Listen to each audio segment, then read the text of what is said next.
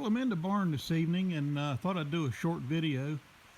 Uh, all of our first cutting is done, and just thought I'd talk briefly about what I'm doing in here. It's raining outside, and we've got hay stacked all the way back to the end, and we could have gone a little higher. We've got an elevator, but it's kind of in disrepair. So that's about as high as we took it for now. But this is all first cut hay. And one of the things I did when I designed this barn and built it was I wanted I wanted doors big enough and wide enough to bring a hay wagon into, so that if the rain's chasing us, we can pull, before we fill it up, we can pull wagons from one end of the barn to the other. Actually, our wagons are 8 feet wide and our doors are 16 feet. But once we get them in here, before we put any hay in the barn, just on the initial first cut, we can put as many as 10 wagons in here down the center.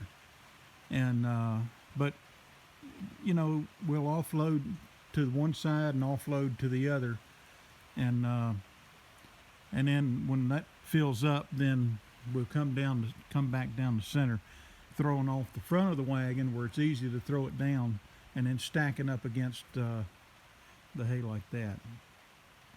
And but what's nice today is that it's pouring down rain. It's been raining all day, and I'm up here in the evening when it's cooler. It's it's not 2 o'clock in the afternoon and 95 degrees and humidity off the charts. It's cool and comfortable, and so what I'm doing is I'm stacking some hay in here. Got a place carved out. Kind of peel some hay off this part, and then I've got some old clear panels. We use clear panels up on our eaves, and we had a few left over, and I didn't want to throw them away or give them away. So what I've been doing is, I just got a handful of them. Is I put them down as a floor, and then I'll put some loose hay on top of it, and then stack the bales on it. And these panels are much lighter than a pallet. They don't shed nails like a wooden pallet, and we'll use them till they crumble, if they ever do, and then get rid of them.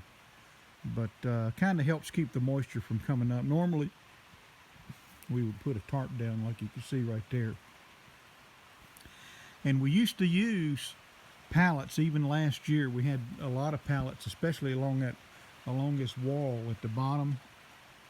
But eventually the pallets crumble and you're left with nails, and sometimes you want to get in here with some equipment and just get it out of the rain, and you got to dig those pallets up off the floor and the mess that comes with it. And so on this side of the barn last year we tried tarps and loose hay, kind of like what I got here. Just put down a tarp, a good tarp, and then put loose hay, about 6 inches or so of loose hay, and then stack the bales on them. And I really didn't have any more spoilage on these tarps than I did on the pallets. And but when I got the hay cleared off, I can just drive right over top of the tarp, just like I'm doing right there with that wagon. So anyway, just a short video of stacking a little bit of hay.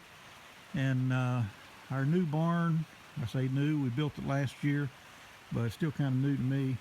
It's really nice, and it's just nice not to have a wagon sitting out there full of hay and the rain's coming and we got to figure out a way to get it into the in our case, into an old barn, which is like 125 or 130 years old, and was horse friendly back in the day, loose hay friendly, but not really equipment, square bale and kicker wagon friendly. So this is really nice. And when I get done here, what I'll do is I'll have enough room left yet that I can put 2 kicker wagons in here when we start on our second cutting. And we'll sell hay off of this end. I won't make my hay available for sale really till around the 1st of July. And we're in mid-June. So not sure when this video is coming out, but whenever I can work it in. But you know, we'll sell off that stack coming this way and make some more room going down the center, and maybe we can get a 3rd wagon in here. But when my 2 boys are with me, and they're adults now, you know, they're in their 20s, early 20s, they can unload a wagon like that pretty quick.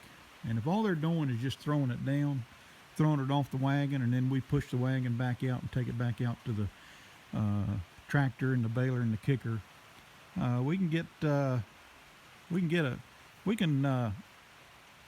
they can unload a wagon as fast as I can bale it.